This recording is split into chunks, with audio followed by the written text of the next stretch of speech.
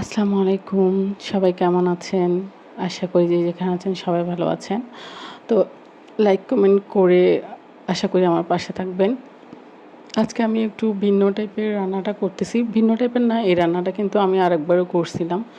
তো হচ্ছে গিয়ে এরকম রান্না তো আমাদের অলওয়েজ করতে হয়, মাছ, মাংস এছাড়া আর কি। তো এই যে রুই মাছগুলো, রুই মাছ যখনই আনি আসলে আমার খেতে ইচ্ছে করে না, তো মেহমানদের জন্য আনতে হয়। তো দেখা যায় যে পেটিগুলো অনেক সময় থেকে যায়, মাছের বড় টুকরাগুলো মেহমানদের দেওয়া হয় আর পেটিগুলা থেকে যায়। তো ওগুলো আমি এরকম ছোট ছোট পিস করে ওখানে হলুদ, মরিচ, লবণ দিয়ে মেখে একটু, তো এভাবে আগে ফ্রাই প্যানে তেল দিয়ে তারপরে হচ্ছে একটু লাল ভাজাটা করে নিচ্ছি। আমার এমনিতে রুই মাছ খেতে ভালো লাগে না, কিন্তু মেহমানদের জন্য আনা আর কি।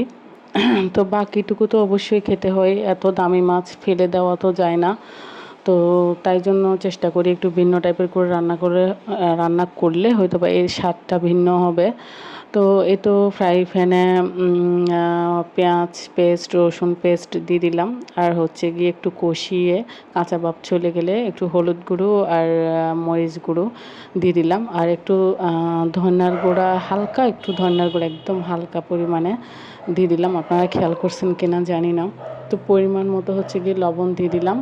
আর হচ্ছে গিয়ে এবার সেই ভেজে রাখা আলু আর হচ্ছে মাছ দিয়ে দিলাম। আর সাথে একটু টমেটো দিয়ে দিলাম। তো যেই পাত্রটা নিচে ওটা একটু ধুয়ে পানিগুলো দিয়ে দিলাম। আর দেখেন আমার কিন্তু রান্নাটা কমপ্লিট।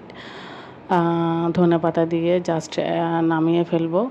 এতক্ষণ পর্যন্ত যারা দেখছেন সবাইকে অসংখ্য অসংখ্য ধন্যবাদ আমার পাশে থাকার জন্য। আল্লাহ হাফেজ।